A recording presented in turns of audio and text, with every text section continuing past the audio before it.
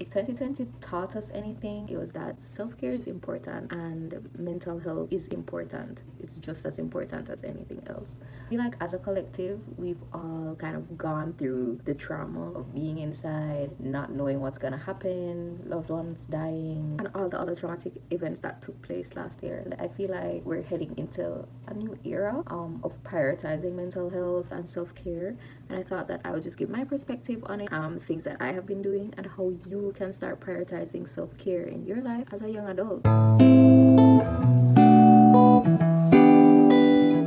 Right here, and welcome back to my channel, a place where I give young adults and college students tips and tricks on how to find their passion, build their brand, and get that bread. And today's video is all about self-care as a college student and as a young adult. And comment down below like what things you do for self-care. This is not the typical video that's about doing face masks every week, every Sunday night, self-care Sundays. It's a bit deeper than that, and I'll just let the video speak for itself. So let's get started. So my first tip for taking care of yourself, on a budget, is journaling. So I am a journal person. I love writing and getting my thoughts out. So I have like an idea book where I write ideas in. This is my journal. It says pray it forward, and it has all the sticky notes.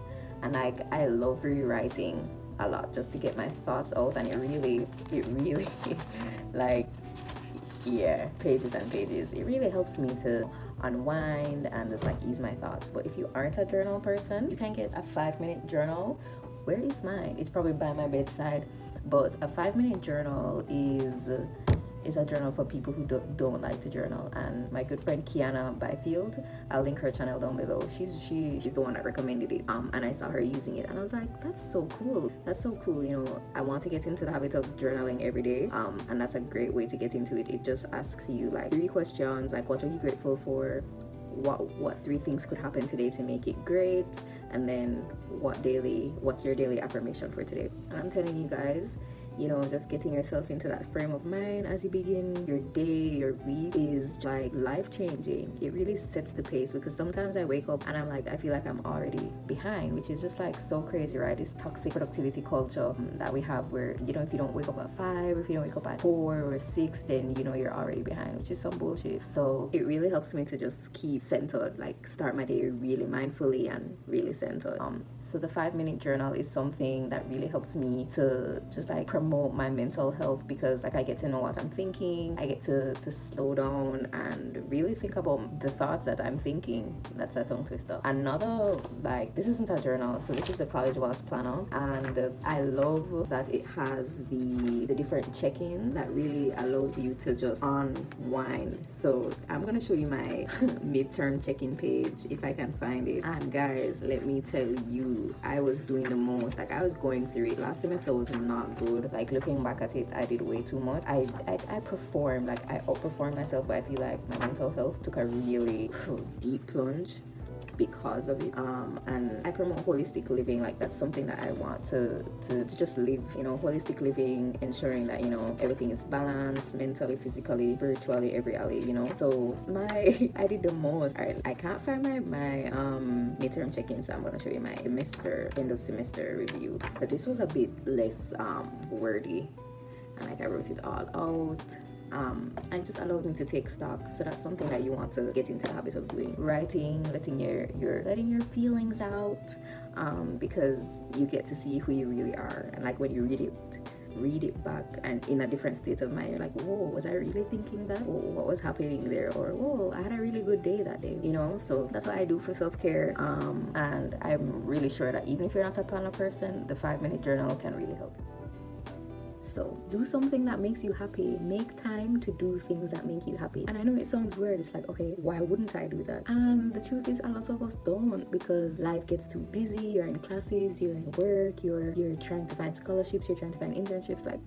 It gets rough, and it doesn't get any better as you go on in life, because you'll just make more time you just have more things to be busy with, So you want to make sure that you're doing something that makes you happy. So for example, I finally got a hula hoop. Guys, anybody who knows me knows that I'm a hula hoop star.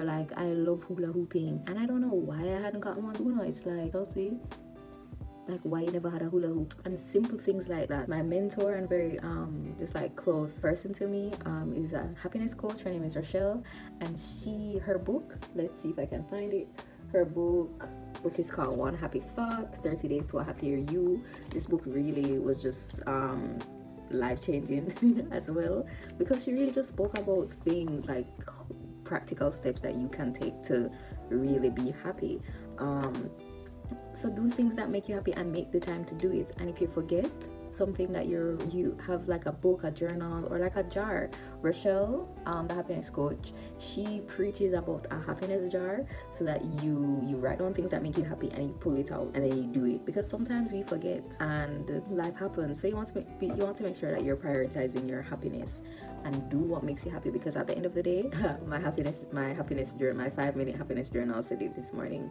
Happiness is an inside job. It's your responsibility to make yourself happy. Don't give that much power to someone else. So do what makes you happy. So if it's going to jump off of a building skydiving, oh my gosh, that sounded bad, but you know what I mean. If that's what you want to do, if you just want to sleep all day, if you just want to watch or create content, do that. Like, do what makes you happy, so that you have the energy. Because I believe Rochelle said that happiness is certainly like a very, very small percentage of happiness is your genetics, but a large part of it is like the things you do and the habits that you set.